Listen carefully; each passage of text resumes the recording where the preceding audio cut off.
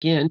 Oh, You're getting a lot of, thank you, Tom. I think you're probably getting a lot of sales you probably were not anticipating now because Oh, grateful. everybody wants the book. So Oh, you're getting a lot wonderful. of, Thank you so much. Oh, have you started recording? Have you just started? now. Yes. All right. All right. Uh, We just went so on. I, Okay, sorry. go ahead. Uh, so do you want me to? Because what we've been doing is you've read it at the beginning and then I've read it slowly at the end. Do you want to do it? Did you want to do it a little bit different? Did you I mean think this? it would be good to do it the other way Yep. because then we hear it your contemplation of it, and then we're able to then go ahead and have a discussion after that, which I think would be a lot more helpful. That's my thought on that. And oh, good morning, John Sunday. Good to see you, my friend. Yes, I would love to do it that way if if that's cool with you. And um, so, anyway, good morning, everybody. I'm so grateful. I'm just going to pray us in with a prayer from A Course in Miracles, just to center myself. I had a little bit of a hectic time here just a bit before we came in and been trying to get my morning back together in a flow. So, I'm here only to be truly helpful. And I'm here to represent Him who sent me. I do not have to worry about what to say or what to do because he who sent me will direct me, and I'm content to be wherever he wishes, knowing he goes there with me, and I will be healed as I let him teach me to heal. Thank you. All right, so we're here with beautiful Mandi Solk this morning. So grateful to have us all here. Hi, Sharon, John, Rafi, Dove, Joni and Mandi, of course, and I'm Lynn. Y'all know me. So I'm going to go ahead and share the screen and put up the poem that we're going to read today. I should have got that before I started to share. There we go. All righty, let's do it this way. And today it is called The Presence of Presence. So I'm going to, can you see it all right, everybody? Yes, that's great. Thank you. So I think, yeah, I'm going to, rather than just read through it, I'm just going to read it very slowly, um, as a contemplation and an inquiry. So, okay. Close your eyes and take some deep breaths.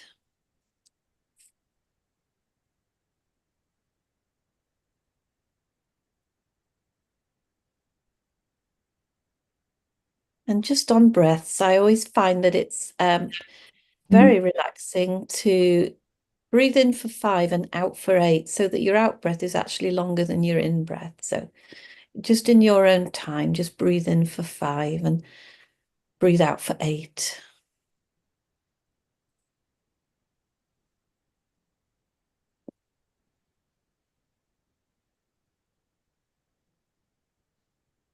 And feel that breath going all the way down your body, right it to your feet and beyond down into the center of the earth.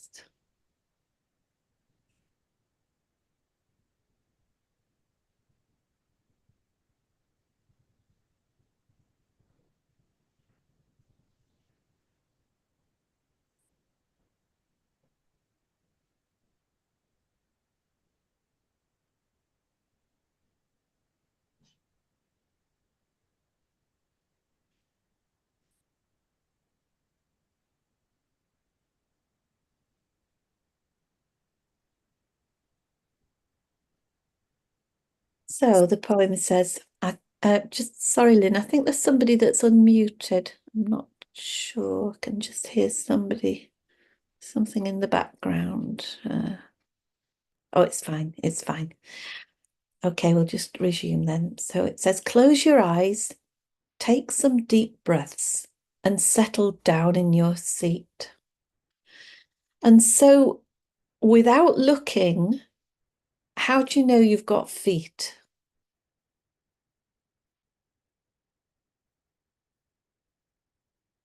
There are certainly sensations if you wiggle your toes, but just drop the description of any of those. So, what's left now? It's just memory and expectation of the image of feet in your imagination. Like when you dream at night, your body is not seen. It's just your thoughts playing out as other people in the dream. So now, exactly what is it that actually senses you?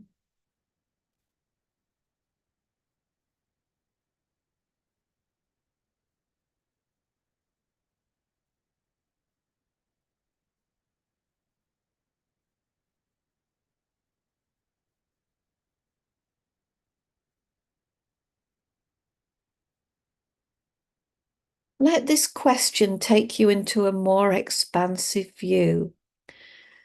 Suspend all thinking, describing, and surmising because it brings up conditioning and memorizing. Memories of the past and their countless object labels shows that the story of you is just created from fables. So now a slightly different question. How do you know you exist?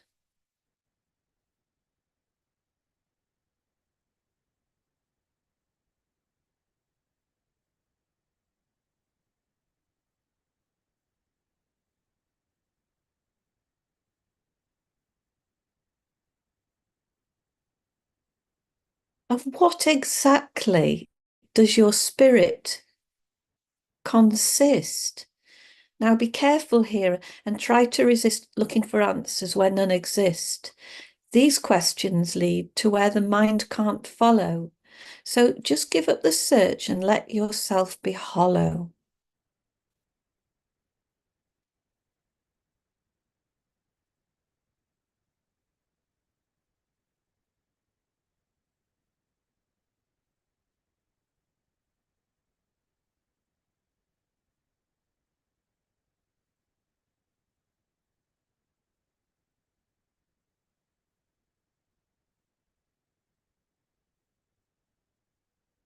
Then to restful, empty space we arrive.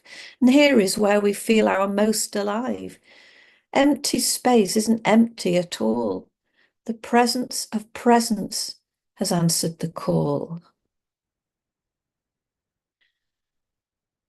For the next question, open your eyes, but don't say a word. Stare at a blank wall and let your eyes go slightly blurred.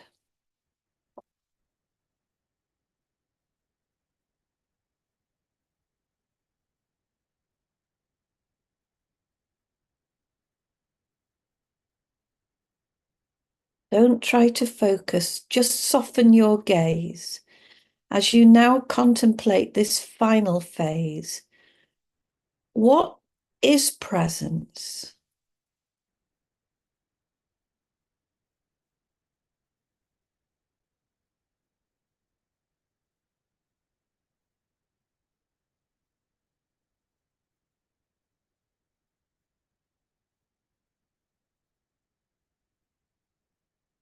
What makes it divine?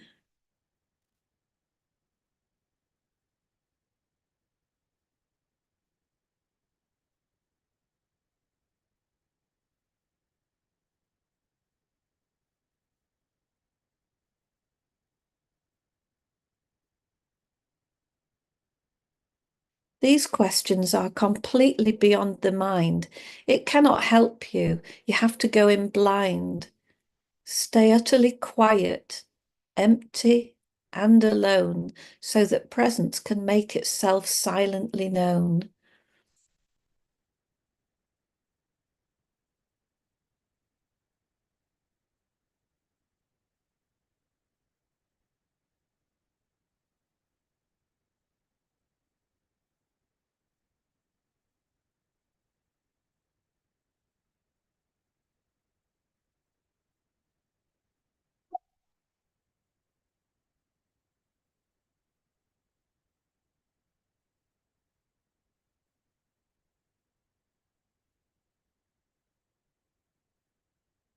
Don't look for anything like voices or visions.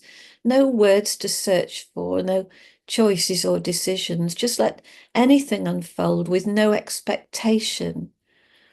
Relax and open your heart in anticipation. Oops.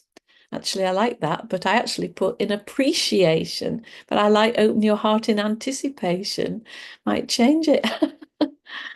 So it says, relax, open your heart in appreciation. Willingness, humility, and gratitude are key. So let's see if presence has always been me.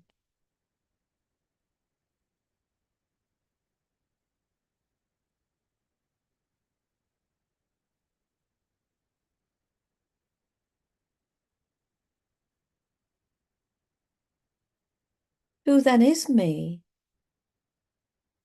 I am before birth and beyond death. Infinite life prior to my very first breath.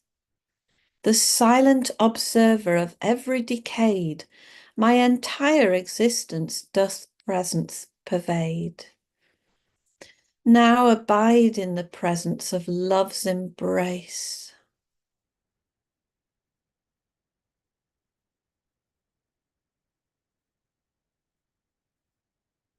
It is who you truly are as pure living grace. You are the presence, the limitless you. Know this and let this light shine through.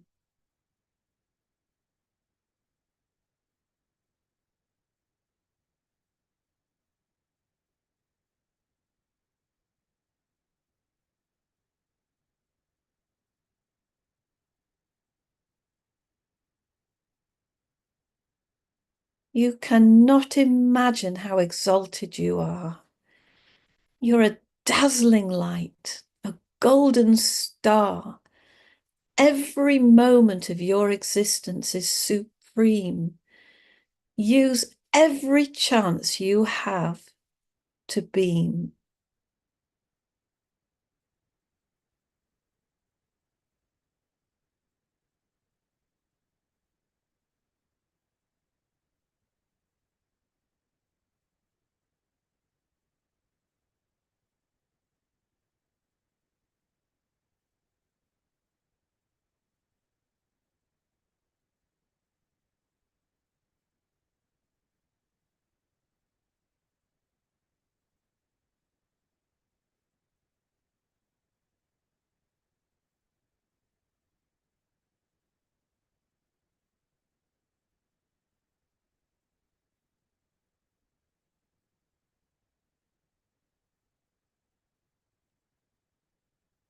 Thank you so much, Mandy.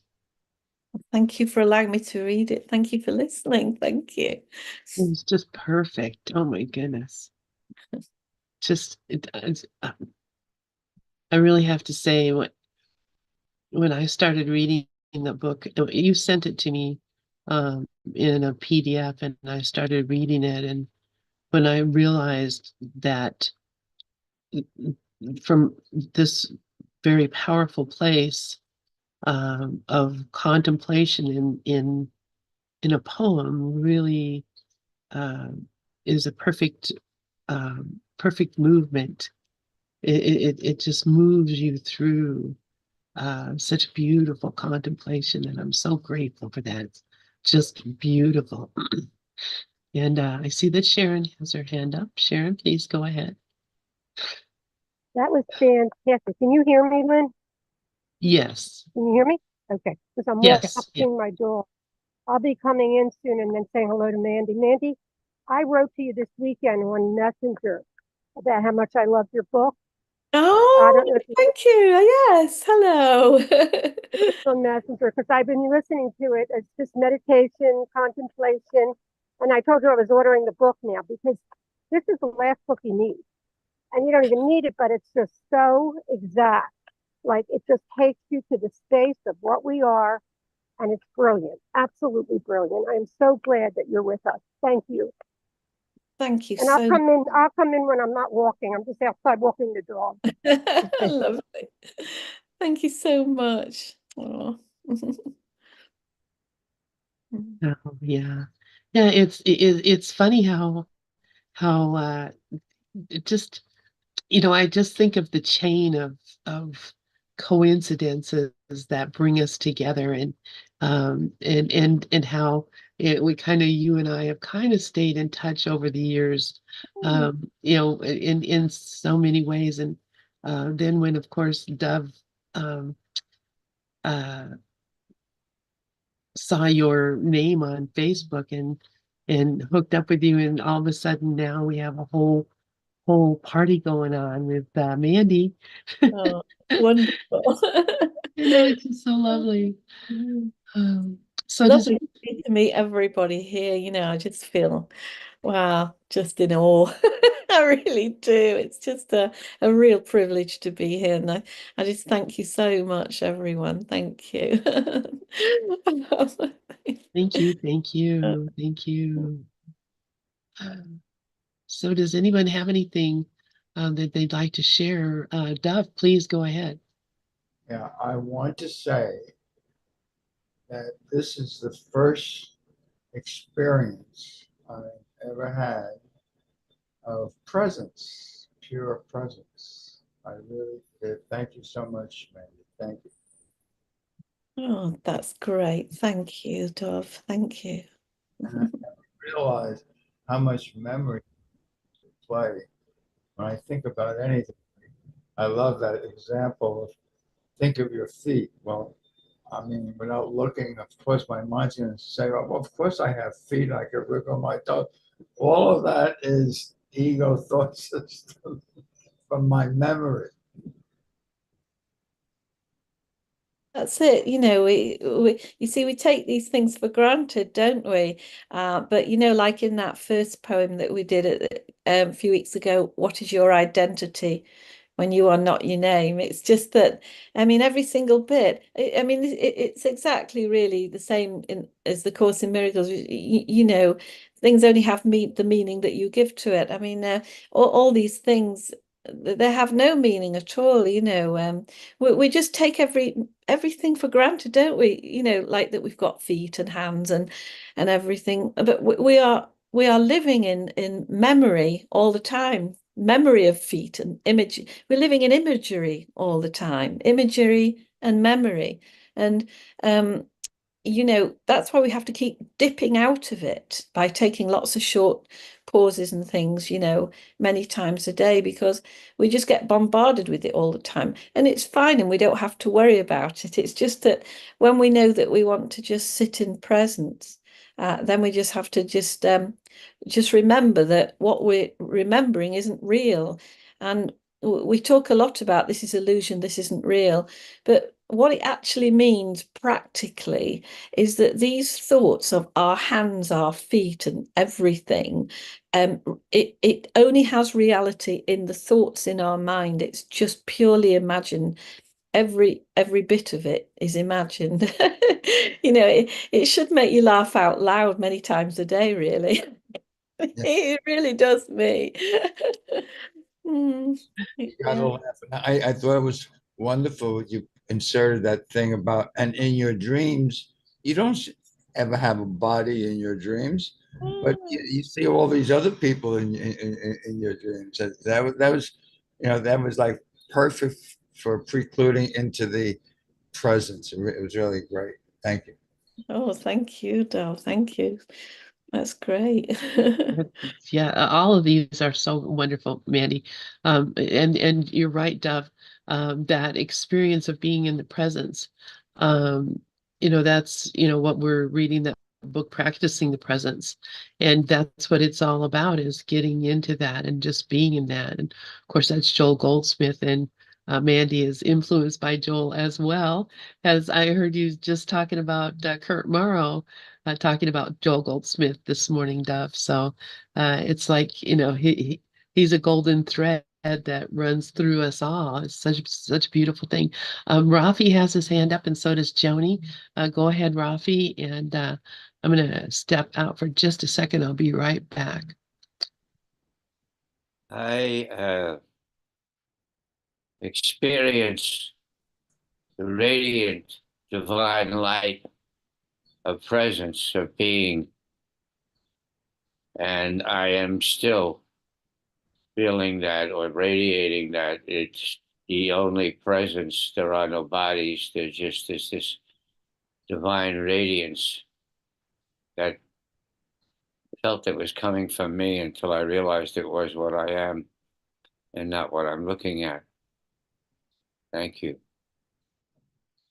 Oh, Rafi, that is so beautifully put. I'm really glad that you felt that, because we talk a lot about, in every spiritual book it's about, we've got to get through the veil, and what's the veil, and is there a veil, and I mean, there is no veil, of course. It's just a thought that that we're taking notice of all these images and things all the time, and we just drop it. You just keep dropping it for many times a day, just for less than a second, and we're right in that presence, because as Joel always says, it's closer than breathing. It's you are the breath of presence. You are the presence. So yeah, just keep dropping all these little ideas and thoughts and worries, and it's actually very simple, really. It's simple. That's what I tried to make the book really simple, not clever. Just it's not clever. It's just simple. Yeah. I actually think it is very clever, and I think you do too when you look at it, because you recognize these are just the way these words are put together. They will shift you into an experience if you listen to them, and if you let the imagery become a part of your thought. It does shift you, because things that you knew before already now suddenly are confirmed in a uh, very clear and open kind of way. So yeah, I think it is clever. I love it very much. Go ahead. Did you want to say something? No, Just no, yes, I suppose, yeah, I mean, it's sort of like, sometimes I just kind of feel that I can't take credit, because it just sort of, so much of it just kind of came through. That's the clever bit, is how they it's God that did the clever bit, you know what I mean? It kind of arranged itself. So I know what you mean, because each step leads to the next part of expansion, which yeah, so I know what you mean. Thank you. Yeah. it's almost like a fishing lure. I don't know if you've ever been fishing, but you have a lure that's something that attracts the fish, and then of course when the fish gets up there, if it's attractive enough, it'll get caught on the hook, and that sounds pretty awful, but but that's exactly what it's like. It's like we see that sparkly lure, that attractive lure, and we are coming and we inevitably will become hooked to it, and that will become the way that we see things. So um, anyway, I love that. Yes, I like that. You mean kind of like, Lynn, you mean like if you kind of reeled in sort of more towards the present, rather than being pulled out all the time. pulled out at sea all the time. Yes, I like that. That's good. Yeah, that's the idea. That's really good what you said there, because yeah, that's really the nature and the purpose of it, really, to just that as you go through the book, or even just randomly pick something, that it just, it provides that bit of expanse. And it's so delicious, that presence, isn't it? It's so sweet. It's got a sweetness. It's so lovely that you just want to keep going back for more, don't you? And yes, so that was Yeah. good, that analogy. Thank you. Yes, and I want Joni to go ahead and take her turn. And I have something else I wanted to point out or mention. But please go ahead, Joni. Thanks. One of the things I really appreciate is the practicalness, and you're wanting to be this bridge for this. So one of the things when I was listening to it versus when I read it is I could see myself being like a puppeteer, with the strings when you asked me about the toes, because it was like, oh, I feel that. And then it was like, oh no, that's my thoughts, the string kind of moving the puppet. And then the last thing I wanted to say is I've been practicing this pause that you talk about, small ones. And it's so much easier to do it when I'm not triggered. So doing it just when I think about it, to pause, to get to the present, to get to the nothingness. And so again, I'm looking for your guidance on practical applications. One of the things, besides the closing the eyes and contemplation, which you read so slowly and nice, I've also tried to write, like read a sentence, then pause and see if something comes up. And I'm adding that to my Artist's Way pages in the morning. And so, because it's that practical practice that is going to create the experience that's going to help me stay in the present. Because the minute I don't have the experience of it, I go right back to the story, because that's so much easier. It's a habit, an addiction. So I just wondered if you could share some practical ways that you go through your day. For example, whether it's a car that's broke down and you're worried about how you're going to get it to someplace and pay for that or whatever, or it's court papers and filling them out, and the mechanism of doing it is kind of logical and in the world, but the peace around it, the illusion, the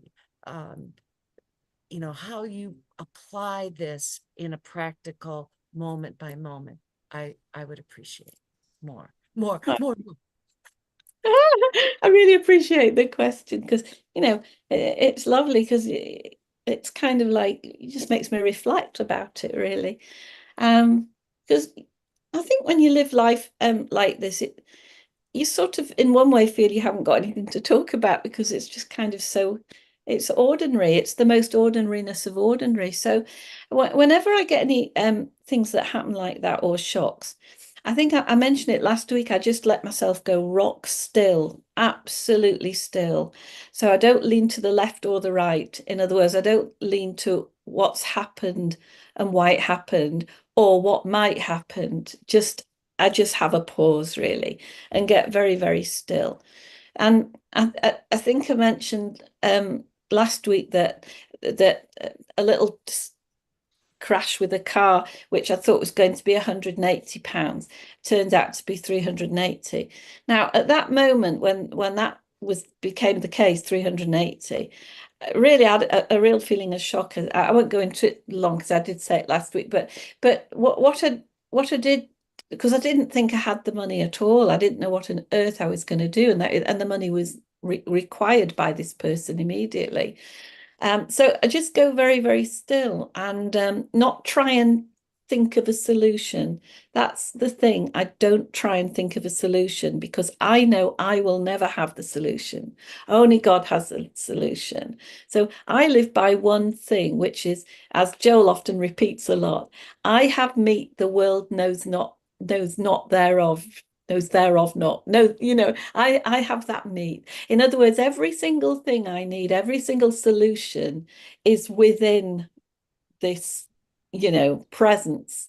So all I have to do is just get still enough to let the thought come through. And so when that happened, and then I looked at my bank account and I saw that I had not just 380, I had 387 pounds in it, which I didn't realize. So I had 380 to cover it, and there was even £7 left. Now, this was all my holiday money and everything. So, but the thing is, it was there. And the thing is, I know somehow, I don't know how, but I don't have to know how. That money that went out will come back in. And why will it do that? Well, you see, it'll do that because we're not getting in the way of it. Because it's a very solid thing when we start to try and find. So if I was to look at that gap of money and think, oh my God, I can't think of a way that I'm going to get that money. Oh, maybe I could get a loan. Maybe I could borrow it. Maybe I could try and sell something. Maybe I could get a job. You see, if I was doing all that, how can God get in? Presence can't get in. And as Mrs. Baker Eddy says, God has multitudinous ways with which to bless mankind. Multitudinous ways, things that we just can't think of. So this stuff is highly practical, and it just means being quiet. And I think I said to you the other day, Joni, about how I saw my dog being attacked, and I was out, and my little dog was being attacked, and it was terrifying and horrific because this was a husky dog that came out of nowhere, and this was a violent dog, and there was no sign of the owner, and it was tossing my dog around like it was a little rag doll. It wasn't that, it's not that little, but anyway, it's little enough. And anyway, so it was absolutely shocking, and I must have looked like a rabbit in the headlights. I was just, and I couldn't get involved because this was a very, very violent dog. So I just, in that situation, this is what I always do. I just went still and didn't have any thoughts about what I'm to do, just still for that long that I just did it. Immediately, resolution happened. The owner showed up, called his dog off, thank God, just in time. And dog went to the vet, and he was fine. He only had a tiny little cut, which was amazing, you see, because the picture was obviously a false picture, because that picture was that it was being tossed to death. That's what it looked like. But when I just let God in, I think it even reversed the situation. I would say even reversed the appearance. So this is how practical it is. It shouldn't be a last resort, this. It should be the first resort. It's so practical.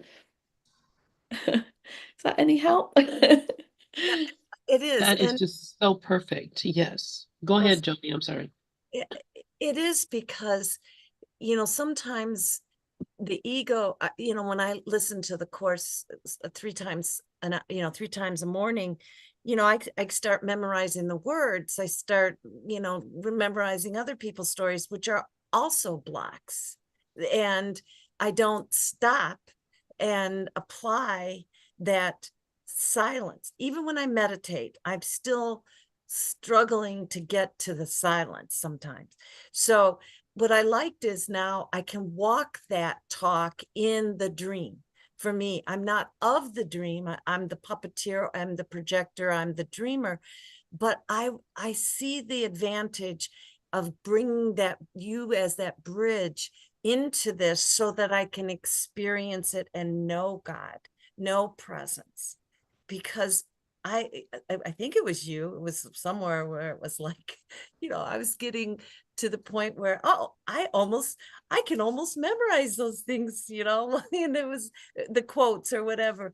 But I was scared or not seeing that is a block sometimes in the moment, and I appreciate your examples, because in that, you didn't even ask a question of the presence. You just got still, which is that pushing away the judgments and noticing that you actually had a vision that was not even close to what even was in the dream.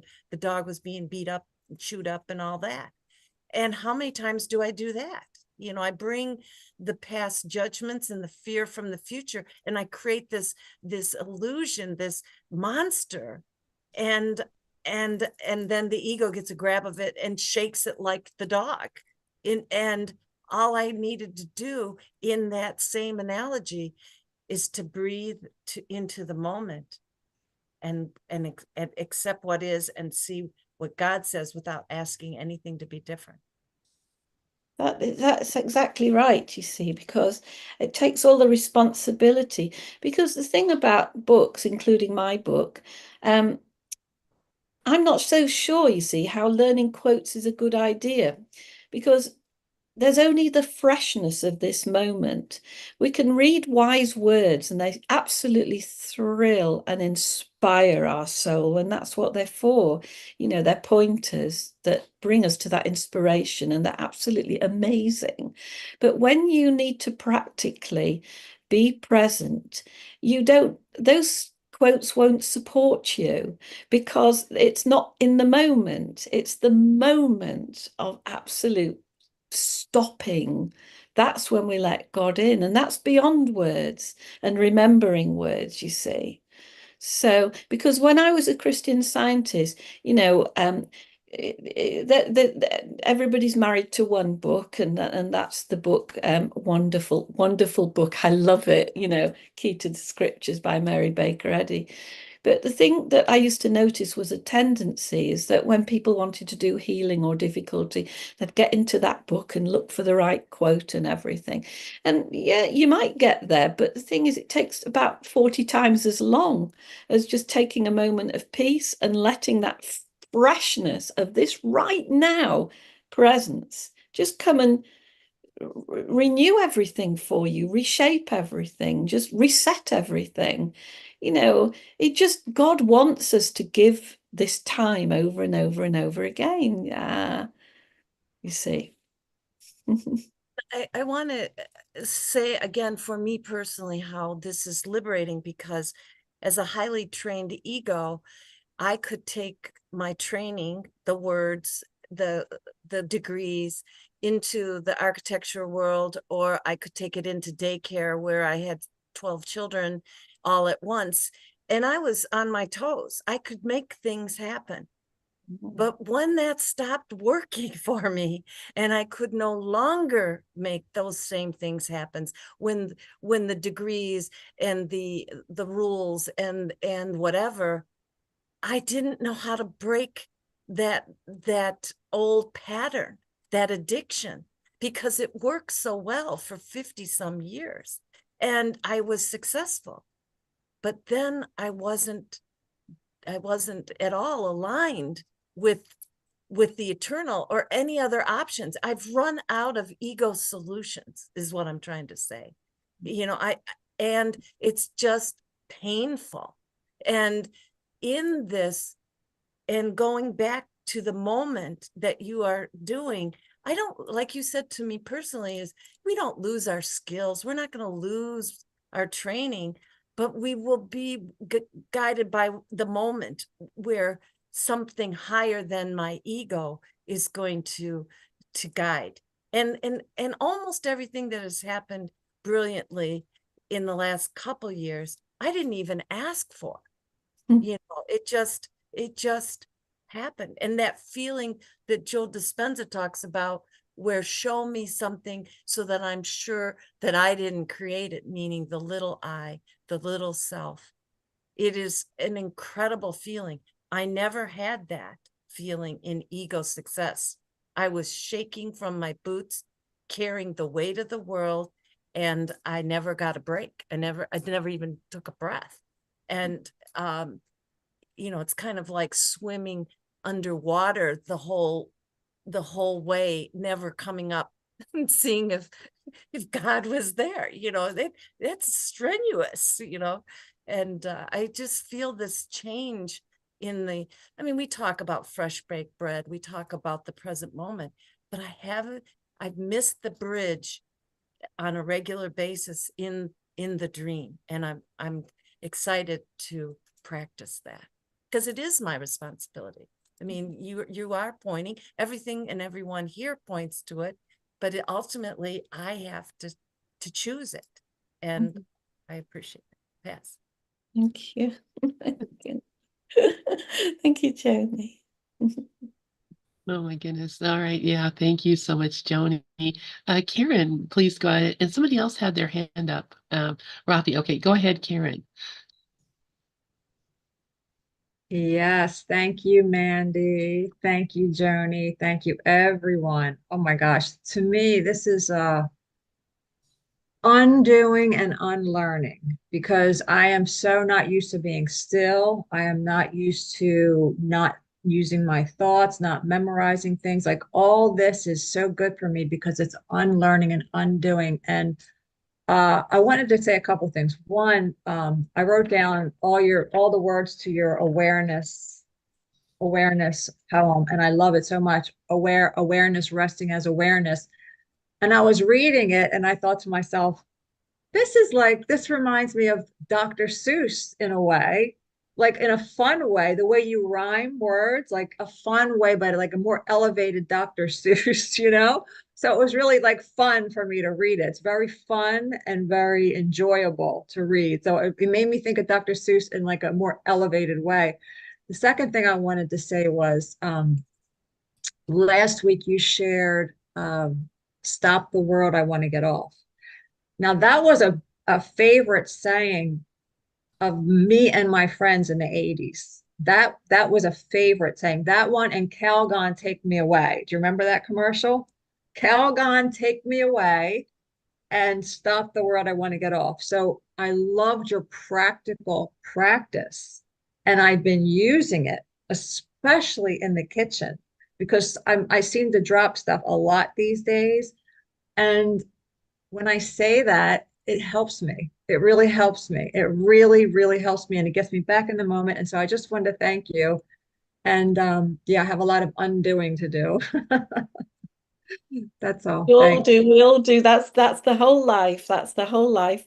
There's nobody. I mean, it's very easy. You know, you look at somebody like you're looking at me, they've written a book. Oh, that person's got it taped. Nah, nah, nada. You know, we're all of us the whole time. It's just exactly what you said. You know, it's a process of undoing. This is just something that came through to me that I hope is helping that for me as well, for me and everybody. You know, it's a process of undoing. That's exactly what it is. But we can make it much more simple and in these just these little bite-sized pieces, you see. So thank you, Karen. Really happy to hear what you said. Thank you. Thank you so much, Karen. Wow, this is I'm just so blown away. Rafi, please go ahead. Yes, Mandy, what you experienced in that incident with the dog was proof positive of what Ramana Maharshi always used to say: don't react, just be still. And the other part of is let go of wanting to figure it out so the answer can come from a much higher place. That quiet is the reality. And you know, you could say all of this stuff all you want, but until you prove it to yourself, it really doesn't have any impact. And you not only proved it to yourself, but you reminded me that I've proved it to myself several times. And those reminders are invaluable. We go back to that expression, you know, be still and know that I am God. Everybody go, yeah, that's a great expression. Well, there was the proof of it right there. And those two dogs showed you God, the God that we are. And that radiant infinite presence, that pure awareness, that pure consciousness, that our being, our beingness, since it's omnipresent, we don't ever have to go looking for it. All we have to do is shut up, just be quiet and be still, and it becomes quite evident. And I just loved how that example proved it once again, and the proof is always there. Rafi, yeah, I mean, I'm just totally so agreeing with you because you see, it more than anything, I think I just want people always leave spirituality, even all of us that have spent our lives studying it, as a last resort. We always, we always kind of have something difficult happen and always feel we have to jump in and figure it out. And you're quite right, because and I've used that situation, I mean the bit of being quiet and going really still a lot in terrible dire situations, and it just changes things. It just changes it, yeah, with the dog. I mean, it was amazing, really, because there was a story recently, before that happened in my town, where a man's dog was being attacked. And I mean, I don't think he was a spiritual man. I mean, I don't think so anyway. It was just a news story. And this man intervened and got mauled to death. Not only did he die in the most awful way, and so did his dog. And I thought, well, God isn't in that. That is not a picture of love. That's a picture of the mortal, seeing the mortal, thinking that the mortal has to intervene to what, heal the mortal. And it does take courage and guts, only at first, until we get used to this practice of just going still and not trying to get in. But more and more, when you live this way, it's your first resort. It's the very first thing you think of. Well, what happens if you don't think? You see, you just go quiet. So with that dog, I was aware of that story that I'd heard a few weeks ago about to get involved is just something it wasn't an option. And just in going so still, as you said, it was the total evidence that all that was really going on was God, and the whole thing was to teach me that. And both dogs were fine, like exactly as you said, Rafi. Yeah, it's important, really practical. Wow. That's really beautiful.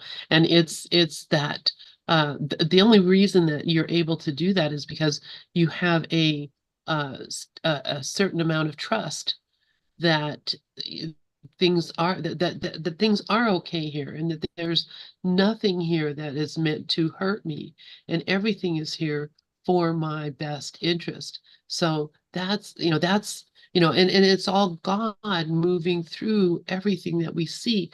God was in the dog, God was in the man, God was in everything.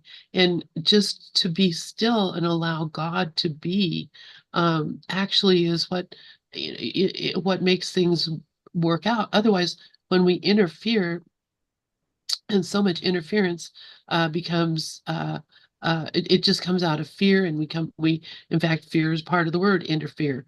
It is somehow or the other me thinking that I have to do something because yes, I'm mortal. Someone's going to die, and you even had that idea in your head, but you surpass that because you recognize that nothing real can be threatened, and nothing unreal exists, really basically from A Course in Miracles. So thank you, thank you, thank you. Sharon, go ahead, and then John, Yeah, and then Johnny. I'm Sharon, the one that wrote to you, Mandy, when I was walking my dog this morning. Your book has done so much for me since I got the Audible. I want to say that I fell into presence quite by accident about 8 years ago. It just came out, and I still had the ego program full force. The ego was still running, and I was still believing I was sharing. And I will say, most of the time, I do think I'm sharing the body. However, it's a process that I'm not doing. It's all God. And I never really understood that. Of Course in Miracles, Joel Goldsmith, they're always talking to God. There's never talking to the one that doesn't exist. The one that doesn't exist falls away. And that's what keeps happening, because I'm in this omnipresence now, and it's steady, but I still had reactions to what's going on in the world. And this one teacher told me about 8 years ago when this came out, she said, claim it. Well, I didn't know what she even meant, because I was going through some trauma in the family. and I couldn't stop the trauma, right? Because it was just running. It was a desire. It was about my child. It was a desire that he live. And I couldn't, and it just kept going, going, going, going, going. And then, but presence, when I would cry, presence would come out and I'd be looking, and it was almost like God saying to me, you have nothing to worry about. And now it's all coming together. And your book has absolutely sealed the deal. Like I am in the presence. Now, as far as like having, preferences, they're still there. But, what I'm seeing is basically that all we need to do is stay in this. When somebody will say, well, I do this and the I, Sharon, does absolutely nothing because there's no Sharon. It's I, the truth of who I am. And the confusion is the ego. And when God brought me back to the course because I was in other groups and other things. And that was when it went full force. And the Course in Miracles, the way it does the lessons, and then Joel Goldsmith, the directions, and then your teaching, I just am blown away by your work. And it's not you, it's come through you from God. It's so obvious to me. So you showing up is a gift for all of us. And I say, just listen to this over and over because I was on my walk this morning while you were teaching with my dog, and I was seeing there are no feet. These are concepts. So we're all just this space, this beautiful, radiant, omnipresent space. And I'm just grateful. And I just love that you're here. I'm hoping that maybe you'll come, like we have groups during the week at night, and I'm thinking to suggest a contemplation with your book. Because if anything that I can say about this book, these contemplations are very good for course students because it's all the teachings of Goldsmith. It's just the way the source came through you. And I just thank you so much. Well, I thank you very much. No, that's just so lovely to hear, Sharon. I think that we've all had these similar backgrounds, and these lovely backgrounds that we've had, they reap different fruits for us all, but it comes to the same fruit. So my background, yes, Course in Miracles and Christian Science and Joel Goldsmith, so similar, and really all that's teaching very much the same thing. It's all, it's not teachings that are going against each other at all. It's absolutely, expansive and supportive. And so from that background, as because you see what it is with me, I have to confess, I'm really a poor reader. I've got books and books. And then I thought, well, I'll get them all on Kindle. And for a while I read them on Kindle, and then I couldn't be bothered with Kindle. And then I thought I missed books, so I got books again. And I've got heaps of books the other day, just surrounded by books, and I'm not reading any of them because I don't know, I just don't read anymore. It's like I like small chunks. So I've written how I would read. I like little chunks, and that's it, you see. Spirit did that. It went right through you. It went right through to you, bring you to the directive. And then Spirit has brought all of us together, to do this. I mean, I can feel that. And I have like 300 books. I've given away probably even more because I have ADHD. So I kept buying books because I wanted the truth. I wanted the truth, not to say like some people stay with just the course, and the course is fabulous, but it's wordy. And I was already, because I had so much happen way before I started the course, that the ego was already cracking open like 10 years before. And that's why I say this process is a process. If you think you're just going to be wakefulness, it has to happen in God's time. And, there's one other book that's experiential like yours, and that's Stillness Speaks. That's I've got that. Yeah, he's very much, it's just so perfect. And also, Dove introduced me to Brent Haskell's work, and that's very experiential because the course is experiential and it's not, because it's just like what Joni said, it has a lot of concepts. So the directives are perfect, but until you get to the space, for me anyway, with ADHD, I was like, okay, Jesus, tell me what I am. So, because I didn't even know what I was. I was so impatient. So I just am so excited that you're here, and I'm going to be here as much as I can on Mondays. Thank you. Thank you so much. And you know, ADHD doesn't just apply to having lots of books and lots of. We can get just as distracted with one book, you know, because this is what happened with me with the Course of Miracles for years. I just kept getting distracted, and instead of getting down to it, you know, I'd read this and I'd read that. So whether it's one book or lots of books, we all have that tendency for this ADHD. We really do, and so that's why making things as simple as possible and as short as possible is just, you know, really valuable, isn't it? You know, Yeah, and I love your art. I went on your website and I was blown away by your art. I'm an art teacher. So oh, I was like, whoa, this girl is just off the charts with, you know. So I just was like, oh my God, I got to get to know you. oh, thank you so much. It's very childlike, my art. I didn't put it up for years. I just thought it looks like a child's done it, you know. Not at all. No, actually not. It's when you say child, that's where our intelligence really is. It's in children. Yes. It's in this omnipresence that just wants the isness, and it's just perfect. I didn't find it childlike at all. I found it so magnificent. But again, I focus a lot more on children as an art teacher because of the expressive and not the ego doesn't block them as much. The ego is a block. Yeah, So definitely. All right. Thanks, you guys. Thank you, Sharon. And yeah, absolutely. I love the way that the book is. Maybe that's what's so because it is in bite-sized pieces. And I like that a lot. John Sunday, please go ahead. Now I'm always going to call you John Sunday because that's what Glorian always calls you. So John Sunday, please go ahead. Oh yeah, it's just a name. Am I my name? Is that my identity? Anyway, let me just say this, if I may. Thank you for being here, everybody, and especially Mandy. I too am blown away with that story about your doggy, and so beautiful. And I'm so glad that I'm just a witness to that story because that has given me an empowerment, you know, or that I can use that, you know, as evidence, you know, that I've, you know, for myself, and I'll explain how to do that. But first, would also like to just what you mentioned about spirituality and and also what Rafi mentioned about the Bible quotes and stuff like that.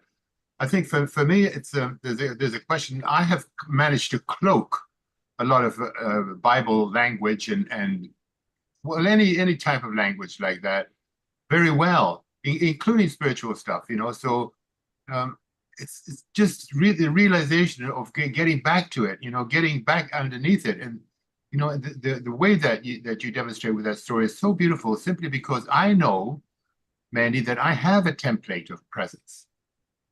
And everybody does, you know, and I can add to my to my template of presence with new awarenesses and new knowledge and new whatever wherever I get it from. And the beautiful part is that's going slap dam in the middle of my solid certain template of presence. Mandy's story. It's not my story, but I have my own stories, you know, and you know that I can talk to. But every time I hear somebody else's something, it strengthens it. It makes it stronger. It makes it more certain. It makes me beyond a shadow of doubt. And that's what my trek through my journey, like Dove says, is to have the trust that I can own myself, own, you know. And this is my journey, and I'm so grateful for your contribution for it today and everybody else's, you know. So bless you. Oh, thank you Thank you, so John. much. Thank you.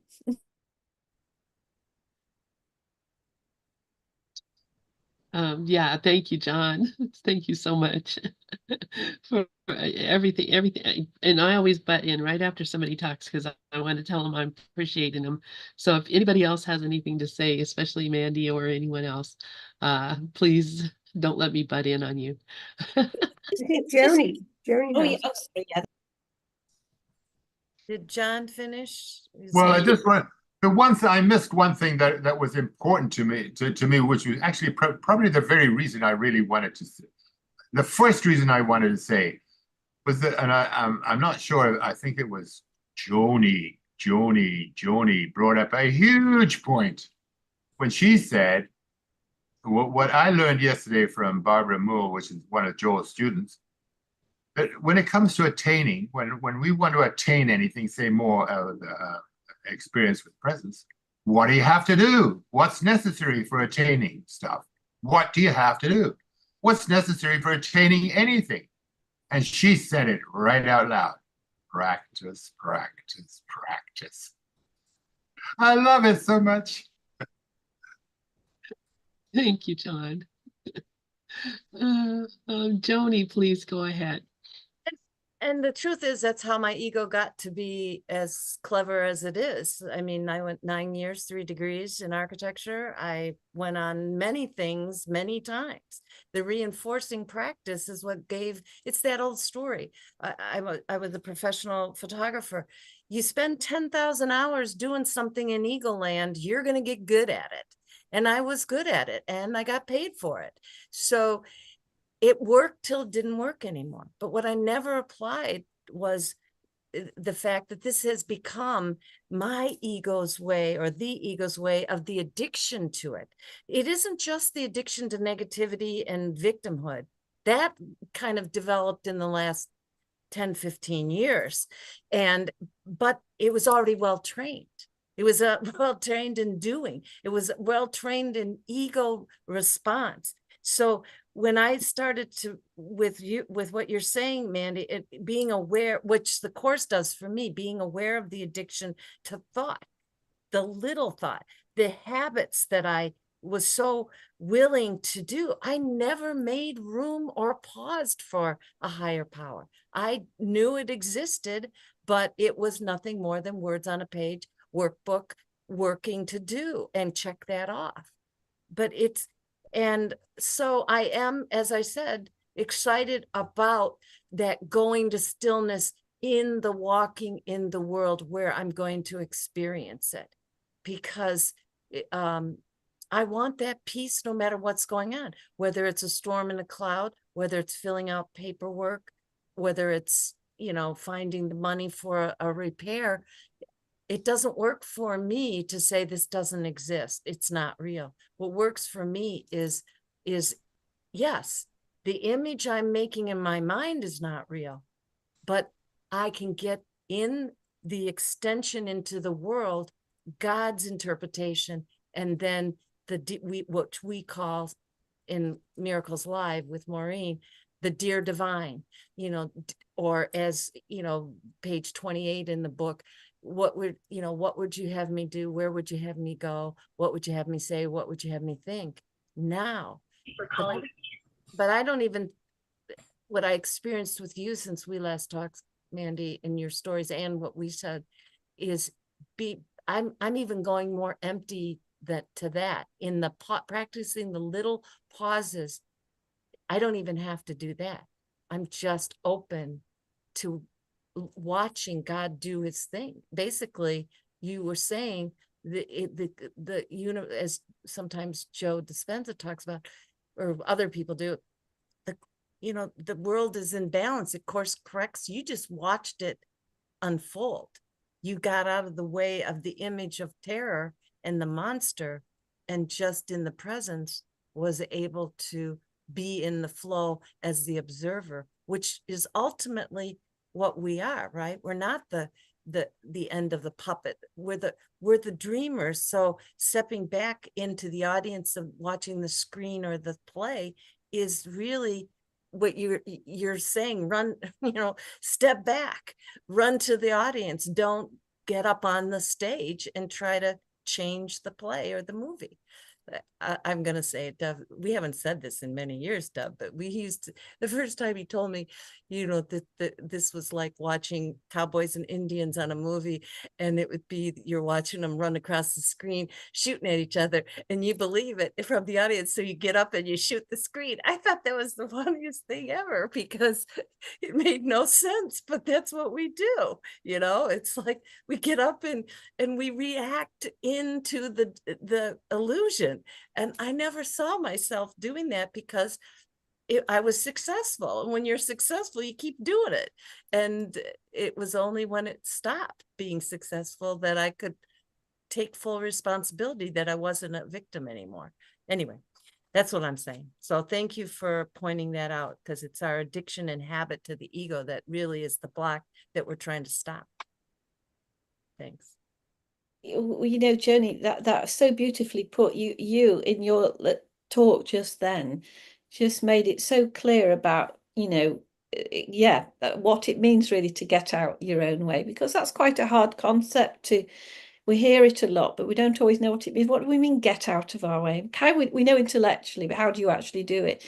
And it's just as simple as just dropping your shoulders in that moment and just stopping for a pause and not having to do anything else. I think that, and I love that analogy of not shooting the screen and the audience, everything that you said there. But and this is what's different to me about the teaching of mindfulness. You see, because mindfulness is a very big subject, isn't it, these days? But and if people say to me, as they often do, you know, oh, you're talking about mindfulness here, you just, that's all you're talking about. And I think, well, no, actually, because mindfulness, it's marvelous. I mean, let the whole world be mindful or non-mindful, it's all the same thing, you know. Wonderful. Yeah, total respect for that and the teaching of it, and let there be more of it. Yes. But I'm not talking about that, because that's too prescriptive for what I'm saying. Because then that becomes a practice, you know, and it doesn't ever sit sort of very genuinely with me, that as a practice. I think it's even simpler than that. It's everything that everybody's discussed here. It's just that in the moment, you're not thinking, right, I'm going to be mindful, I'm cutting this carrot, and now I'm going to be very prescriptive and be mindful, and I'm only going to think about cutting the carrot, because that's more work again. That's an effortful thing, you know. You have to pull your mind away from where it is and pull it down onto the carrot. You know, never mind all that. We just drop our shoulders for a second and just see the carrot, cut the carrot, and that's it. And it doesn't matter at all if, you know, like within a split second, all the thoughts come back again. We're not trying this. None of this is about efforting. Yeah, so that's why it's practical. It's what we can actually do. You know, we can all actually do it. We are all doing it anyway. It's just we just let ourselves be a little bit more conscious of doing it a little bit more often. Wow, yeah. Thanks, you guys, so very, very much. And I wanted to thank you, Mandy, for everything. I wanted to say a couple things, and we do still have a little bit of time before, in fact, this was almost time, so we have a little bit, I believe. Let me look at the schedule real quick. Pretty sure we're cool. Yeah, yeah. Oh, good. Yeah, we're good till noon Eastern time. A couple things. First off, suggestions that Mandy comes in the evening. She's in the UK, so she's in a completely different time zone. It's evening to her now, or afternoon, late afternoon, I believe. So for her to come into our place in the evening is kind of, putting her at bedtime, which is not fair. I don't think is, but anyway, for that. The other thing I wanted to say, what when you were reading the poem and you said, and I'm going to just share the screen really quickly to point this out, where you said, relax, open your heart. Let me move all this junk out of the way. And you said anticipation instead of appreciation, and then mentioned maybe it should be anticipation. And I thought about because this is something that appreciation and anticipation to me are basically the same thing. When I am in what I call it joyful expectation, or glad anticipation that whatever is going to happen next, whatever's happening now is perfect, and whatever's going to happen next is even more perfect. There's just like, I'm just expecting only the best, that very Pollyanna state of being, but that's kind of how I am. I'm always expecting only the best. And as we all know, we've talked about this, that, I'm planning a trip to Scotland in September, which is all basically because of you, Mandy, that all this is happening. Whether you realize it or not, because Mandy will be going, and but the person who invited me didn't know that I was friends with Mandy or any of that, I don't believe. So the fact is, when the person invited me, I was like, oh wow, that would be so wonderful. And then, they also, offered to help me out in another way. And I said, wow, that would be so wonderful. But I don't have any money. I don't have money to be flying over to Scotland. I don't have any money for these things. I don't, Mike, like right away, instead of going, okay, just stop and let it be and see what happens. And the person said to me, oh, well, why don't you do a GoFundMe or something? Why don't you, ask your friends to give you? And I said, oh no, I would not do that. That is not. I certainly wouldn't expect my friends to pay for me to fly to Scotland. That would be, that would just be too much, too much. And I know they have their problems too. Why would they? I want them to give me, money, whatever. I went into a whole thing of no, no, no, no, no, no, no, instead of maybe how can this be? How can this be? And so because I can't had that negative attitude, I was like, this is not going to happen. Everybody I spoke to about it, every time I mentioned it, someone said, I'll send you some money. Let me send you some money. I want you to go.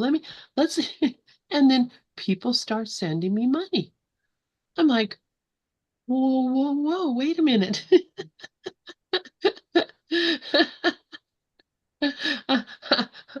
Remember I said, no, I don't have any money. But that's it. It wasn't up to me. And I realized that it's not up to me. It's not, I'm going to be there. And I'm going to be there because that's where I'm going to be. That's what I'm supposed to be doing here, I guess. And so all my protestations of like, I'm not, who would do that? Why would I ask? I wouldn't ask. All those things are just complete bullshit, really. I mean, it's the same way that I'm always telling myself, you're not good enough, you're not worthy enough, you shouldn't have this or that. But, that's obviously not true. And so that's why I'm saying appreciation and anticipation to me are kind of the same thing. I forgot about that. I forgot that I'm not in charge, and I forgot that I'm not the one who should be saying no. I forgot that I'm, yes or yes. I'm not the one who should be saying yes or no. I should just be saying joyful anticipation, what you got for me next? Because every time it's a big surprise. And it's like all of this that we do. This is a huge surprise to me. I have a YouTube channel. I have people who come in. I have, people who are inspired. I have people who love me. I mean, I would never have expected that or known that that would happen, but it did because that's joyful anticipation and appreciation. So I just love that. I love my story. I love that story. And to me, it's the same as it's the other side of your dog story. You just stopped and said, whatever. And me, I stopped and said, no. But I was told yes, yes, yes, yes, yes. So it wasn't up to me again. I should have just kept my mouth shut and said, okay, let's see what happens. And sure enough, yeah. So Oh, anyway, wow. That is it's so gorgeous.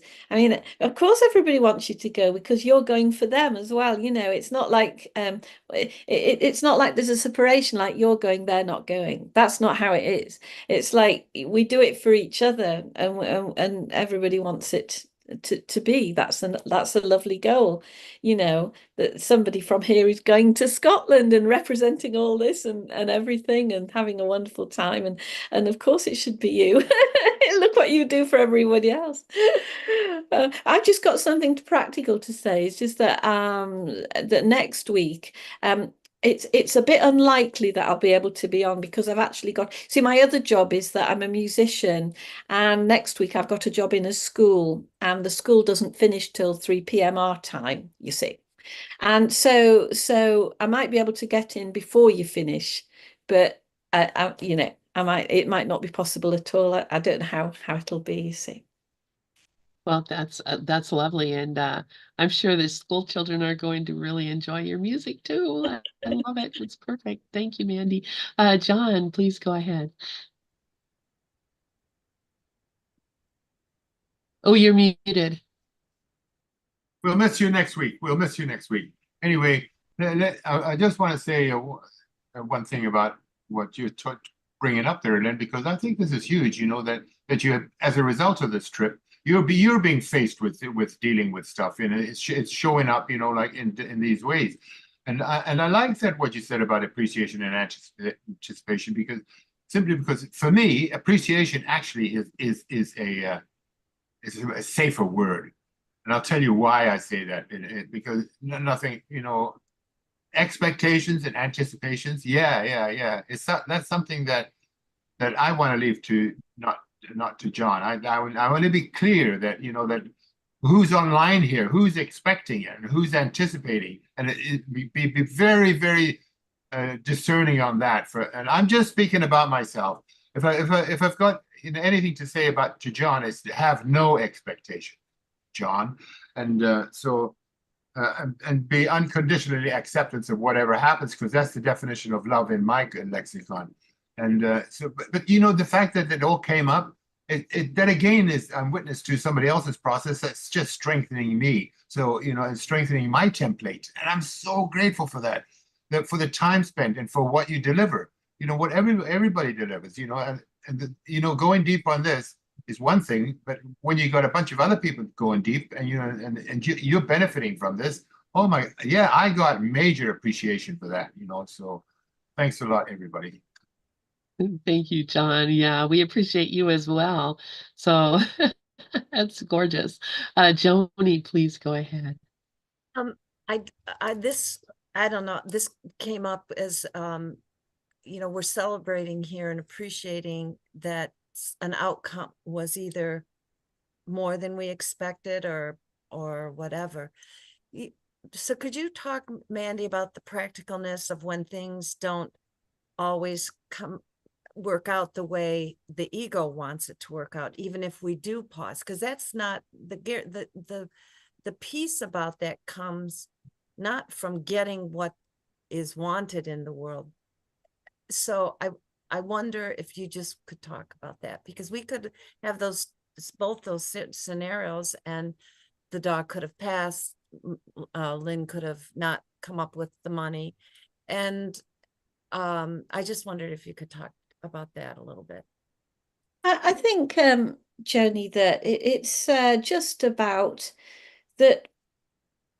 I can't divorce myself from the feeling that everything is absolutely perfect and that I'm not running the show. So if I have a preference about how something would work out, I know that it's only my preference based on all these things that we were talking about earlier, like images, things we've learned, the names for things, the names for us, you know, everything that we all build a culture around ourselves based on everything we've ever learned, you know, that lends more to the sense of an identity of, well, that's me, that's Joni, that's Mandy, you know. But the truth is that we're nothing to do with anything that happens. And the so-called good things that happen when we're not putting much effort into them, you know.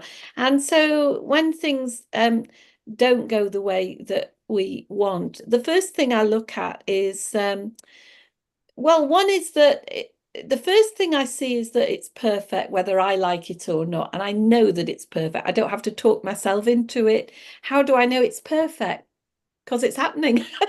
You know, that must mean it's perfect. The second thing, the only other thing that I do, I don't go into big ego psycho questioning. All I know is one thing, that I must have been a branch of the tree cut off for a moment. Because when I'm in alignment, things just flow, you know. So that's it, you know, and I just take that on the chin, you know. Like money has been my Achilles heel, as I said before, and I've not always been too good with it. So that thing that happened the other week where I had to see the car went wrong, I had to lay out for that. The woman that wanted the money, it was 3 times more than I thought. All these things. I just thought, well, okay, this is great because it's a lesson for me about this stuff that's still going on and I'm still dealing with it. And the second thing is that where was I a branch cut off? You know, and I can just trace that back. You know, maybe I spent something I didn't need to spend. I don't know what it is. So, do you know what I mean? I don't know if that's any help, but that's just how I see it. No, it's helpful, and it's a helpful reminder. So I appreciate that. Thank you. Oh, thanks for asking, Jenny. And Len, can I just say, I just want to get it in that I'm just so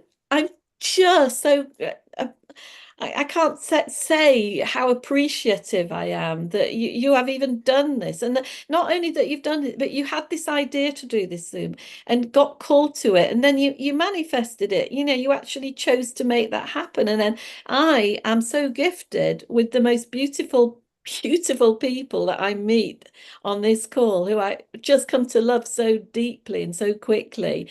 And I'm very grateful for the kindness and the opportunity. And you know, so thank you, Lynn, and thank you everybody. It's really amazing. Thank you. Thank you, Mandy. Yeah, you know, it's so fun because, you know, these are we're all friends. It's like a party of friends who, you know, it's like we've known each other forever, which we have. We are not new to each other. We've known each other from the very beginning. So this is just a kind of a reunion. And so for me, yes, I am so lucky to have, you know, such a great band of friends who are we're all joined together. And to me, this is what Jesus calls a holy relationship, when we are joined in purpose. And whenever we come together and we join in purpose, this is a holy relationship here. And so that it's a wonderful thing to have such a group, and you know, that you accepted the invite and came in is like just another joy. It's so wonderful. So thank you for being open and taking your time You're to so be with us. welcome. You know, it's very you all make me so welcome. I know you've known each other for a long time, and I'm a newbie, so thank you. Oh, it's amazing. We've known you forever too. That's the thing. You've always been a part of our life. Just, you know, we haven't experienced it yet, and now we're here. So I love it so much. All right. Does anybody else have anything that they would like to share? So we have a couple minutes, and I'm certainly open for anything. And if not, then maybe I will reread the poem. Not the way Mandy read it, but to set us up in our mind of where we're at and what we're leaving this meeting with. So the presence of presence. Close your eyes. Take some deep breaths and settle down in your seat.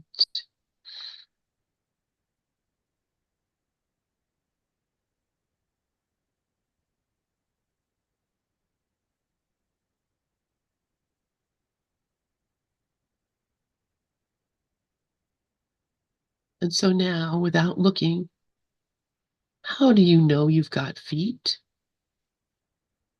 There are certainly sensations if you wiggle your toes, but just drop the description of any of those.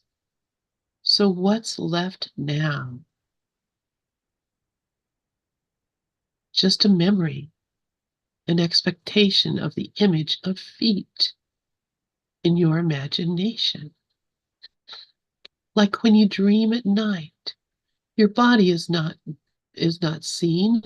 It's just your thoughts playing out as other people in the dream. So now, exactly what is it that actually senses you?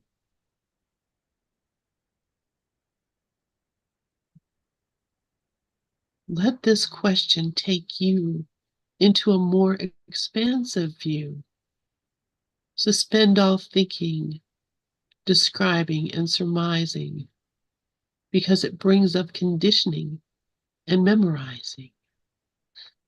Memories of the past and their countless object labels show you that the story of you is just created from fables.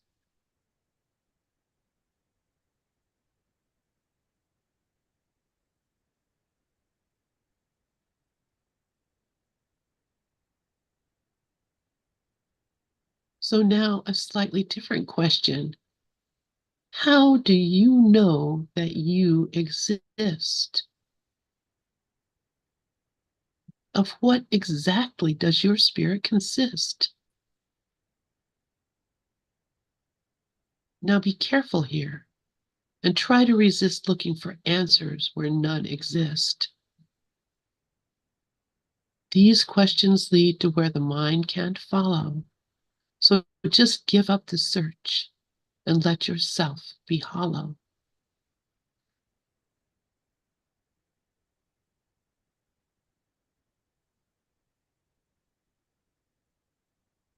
Then to restful empty space we arrive.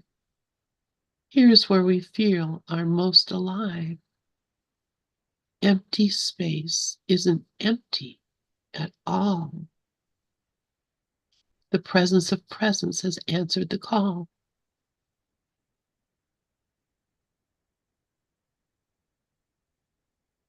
For the next question, open your eyes, but don't say a word. Stare at a blank wall and let your eyes go blurred. Don't try to focus, just soften your gaze as you now contemplate this final phase. What is presence? What makes it divine? These questions are completely beyond the mind. It cannot help you. You have to go in blind. Stay utterly quiet, empty and alone, and so that presence can make itself silently known. Don't look for anything like voices or visions. No words to search for. No choices or decisions. Just let anything unfold with no expectation. Relax. Open your heart in appreciation. Willingness, humility, and gratitude are key. Let's see if presence has always been me.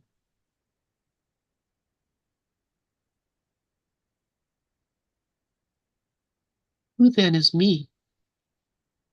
I am before birth and beyond death, infinite life, prior to my very first breath. The silent observer of every decade, my entire existence doth presence pervade.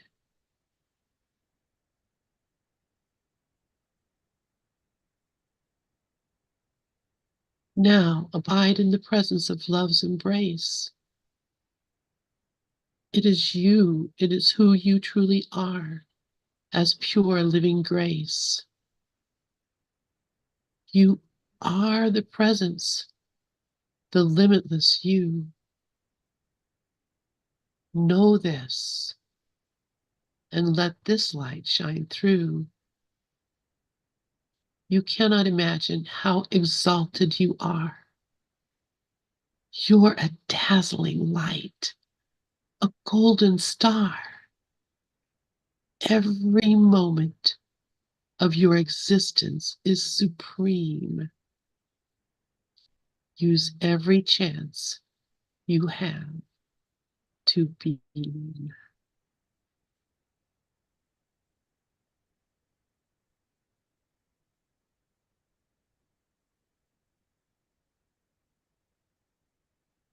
Oh, my beautiful children of light. Well, Lynn, I've just got to say, oh, the way you read that, I mean, from my point of view, to hear my poem that I wrote read to me and to us like that, you stopped my heart. I mean, you really, your presence came through that. You read it beautifully. That was a great privilege to listen to. So thank you very much. It felt like I hadn't written it at all. It was entirely you. So thank you so much. Me too. Thank you, thank you, thank you. Yeah, well, it's kind of hard to screw up that great literature. Thank you. Thank you. Thank you. Thank you for the I felt that through myself. So that was beautiful for me as well. Um, all right, you guys, thank you all. I love you, love you, love you. And look forward to, if we do see you next week, it'll be great, Mandi. Don't forget to let people know that it's on the YouTube. So if anyone wants to join or share, we're here. So thank you all so much. I love you.